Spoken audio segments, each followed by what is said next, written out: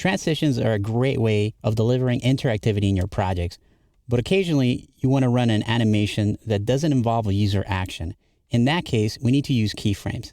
So let's see how that works. What we're going to do is going to make an animation that will happen when this icon loads, and then we'll do an animation that happens when somebody clicks on this element.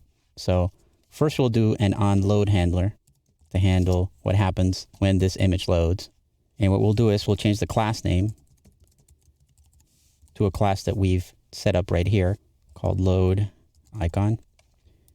And let's test that out. We'll change the width when somebody loads this thing to 100 pixels. And you can see that as that page reloaded, it resized that icon. So we know this load handler is working correctly. So now we're ready to add an animation. So if you're used to using keyframes and Flash, this might be a little familiar to you. So we're going to do the @ sign and then WebKit keyframes, and then a name for that. We'll call it slide. And then we'll use the keyword from. And for right now, we'll just change the opacity. We'll make it go from 0. And we'll use the keyword to. And we'll change the opacity to be 1 right there. So right now, nothing's happening because we need to tie this keyframe with the style that we're applying when the icon loads. So we'll do that by putting in a keyword here, WebKit animation, and we'll tell it a little bit about how we want this animation to be applied.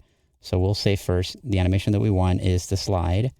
We want it to run for 1,000 milliseconds, and we want it to ease in. And as you can see, as the page loads, it applies this transformation based on this keyframe set that we've created here that goes from opacity 0 to opacity 1. So if I reload that again, you'll see that animation play. Let's make it a little more interesting. We'll do a WebKit transform. We'll translate or move it vertically by 100 pixels. So that's going to slide it in from the bottom. And then we're going to rotate it 360 degrees. And that looks a little more interesting. Now, I don't want the animation to stay this size, so I'm going to get rid of this. So when it loads at its original size and it goes to that place. Instead of these keywords, you can also use percentages. So you can say instead of from 0%, and instead of to, you can use 100%.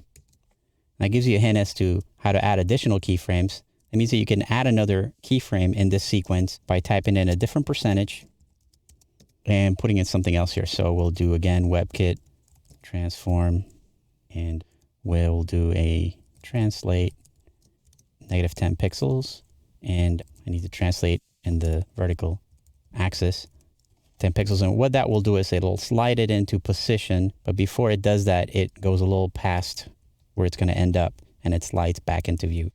So this percentage here controls when the keyframe happens. So if I say 30%, this animation from here to here will happen really quick.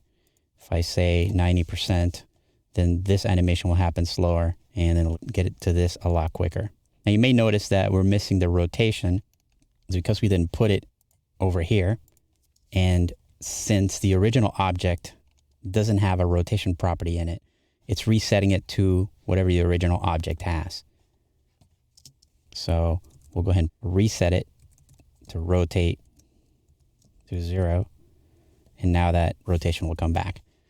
That really means that if your ending position is really just setting things back to the way the element looked, you could get rid of this opacity, because over here, the image already has 100% opacity, so we don't need to specify that. We only need to specify something if it changes from its normal state. Right, so let's handle what happens when somebody clicks on this icon. For that, we'll use another handler.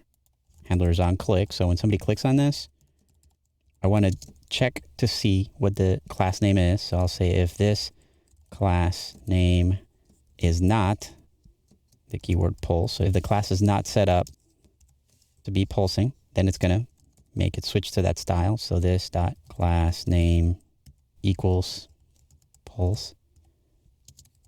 Otherwise, it's going to reset this class name. So if I click on this, nothing's going to happen yet, because we haven't applied the style or anything really to pulse. So to begin with, we'll just change the width Just test it out to 100 pixels.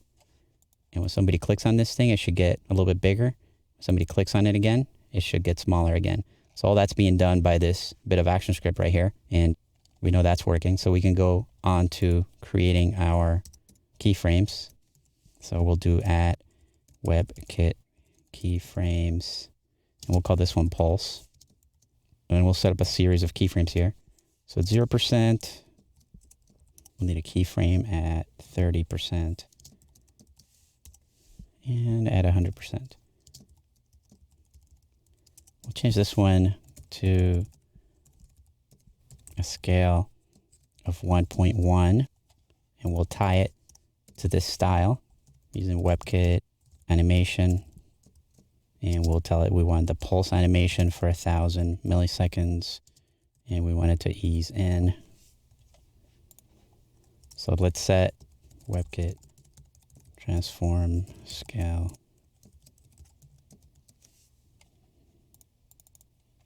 And we'll do the same thing over here. Well, it looks like I forgot the 100% right here. So let's add that and check it out. Okay. So now you can see it pulsing, but it's also applying this transformation of 100 pixels here. So we'll take that out to make sure it doesn't switch it as soon as it applies this class. And you'll see that animation pulsing as soon as I click on it. All right, if you want to play an animation more than one time, you just add another number here. So if we put in the number 3 right there, you can click on it and see that it's going to play 3 times and then stop. You can also add the keyword infinite if you want something to continue playing forever. So if you click on that, now it's going to keep on pulsing until I click on it again, and then our JavaScript will take care of resetting it back to the image. So using animation lets us control transformations in a very precise way by allowing us to set keyframes for when different things happen on an animation. That can be really powerful and can really make your web apps look a lot more interesting and just give you a lot of power over how things happen.